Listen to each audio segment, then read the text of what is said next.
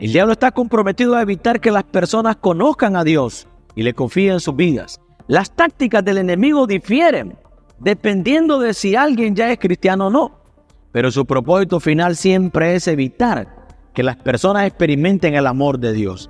Aclaro esto para todos los que me escuchan. La guerra espiritual no es algo que deban temer, porque la batalla pertenece al Señor. Esta guerra no es una que peleamos solos, sino que permitimos que Dios pelee por nosotros, porque solo cuando hagamos esto podremos hacerlo. Podremos ser capaces de librar una guerra espiritual victoriosa. Esta guerra afecta a cada área de tu vida. No hay manera de que puedas evitar el conflicto. Muchos cristianos ni siquiera saben que están en guerra, pero otros pueden ver los resultados de la batalla en su vida, porque se han convertido en víctimas de la guerra espiritual. Están desanimados, deprimidos, oprimidos y derrotados. Otros son víctimas conyugales y familiares. Divorcios, conflictos y abusos son algunas de las cicatrices de batalla que estos creyentes llevan.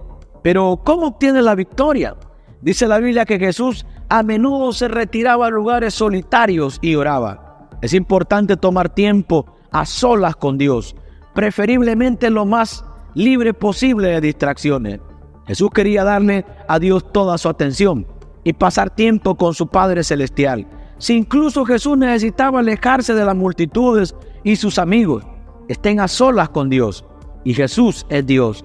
¿Cuánto más necesitan sus seguidores hacer la misma oración? Es un arma poderosa para la guerra espiritual. La oración. ¿Estás entregando tus batallas a Dios? ¿Lo estás llamando a participar en la batalla? En primer lugar, como cristianos, para poder discernir si somos más impulsados por la carne, debemos estar dispuestos a responder honestamente algunas preguntas básicas sobre nosotros mismos. ¿Pasamos más tiempo pensando en lo que queremos o cómo queremos que sean las cosas, más del que pasamos pensando en lo que Dios desea, basado en lo que ha dicho en su palabra? Jesús dijo: pero busquemos primero el reino de Dios y su justicia, y todas estas cosas te serán añadidas. Es decir, busca al Señor primero, pon a Dios en primer lugar, colócalo por encima de todo lo demás en tu vida y colócalo antes que cualquier otra cosa en tu vida.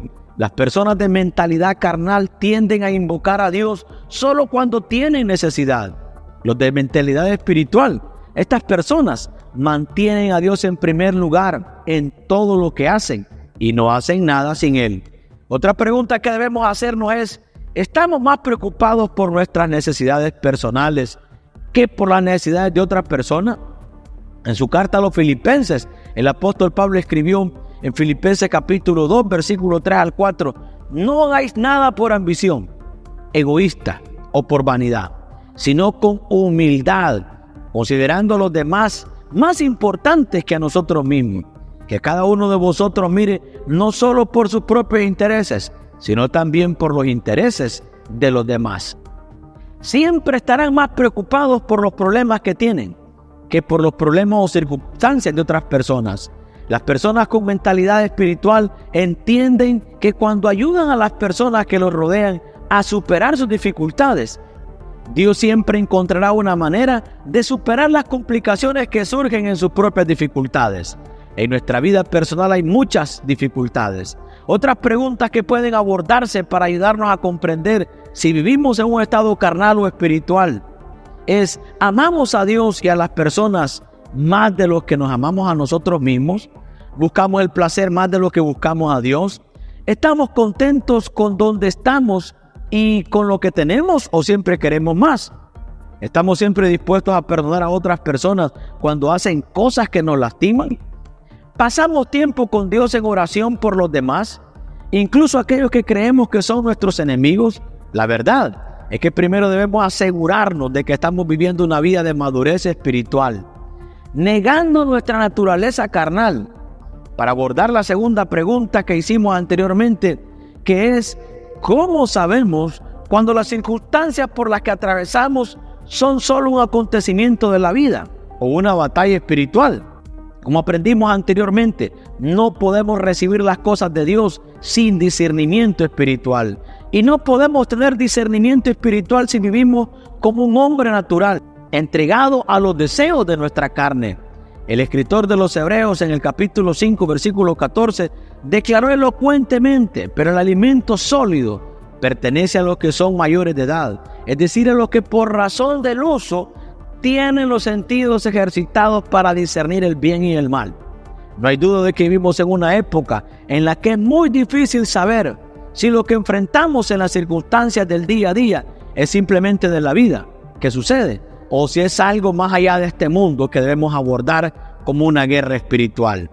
Sin el discernimiento de Dios obrando en nuestras vidas, no tenemos absolutamente ninguna esperanza de recordar la diferencia entre la vida justa y el ataque espiritual del enemigo de nuestra alma. La Biblia nos enseña que el diablo viene a robar, a matar y a destruir, pero Jesús vino a darnos una vida abundante.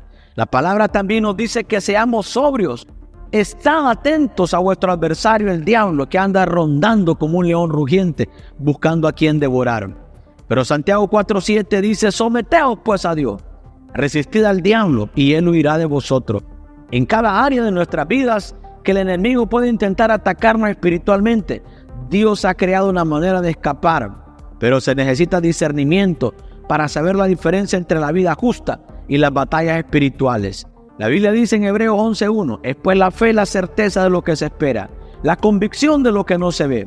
La fe es necesaria para todo creyente, porque solo cuando tienes fe puedes agradar a Dios. Ahora déjame preguntarte, ¿realmente tienes fe? ¿O confías en tu propio juicio, tu razonamiento o lo que ven tus ojos? Puedes ver. ¿Estás viviendo en la fe? ¿Estás caminando por fe? Cuando piensas en algunos de los héroes de la fe en la Biblia y en todas las pruebas que atravesaron, verás que tenían una cosa en común: seguían creyendo en Dios, tenían una confianza inquebrantable en el Señor y eran fuertes en la fe. Y déjame decirte algo: se necesita fe para seguir a Jesucristo. Se necesita fe para seguir confiando, empujando y defendiendo el Evangelio por la fe. Los muros de Jericó cayeron por fe. Pablo y Silas fueron golpeados, encadenados y encarcelados, pero aún así alabaron a Dios. Los 3 jóvenes hebreos se negaron a inclinarse ante el rey Nabucodonosor, todo porque tenían una fe tan fuerte.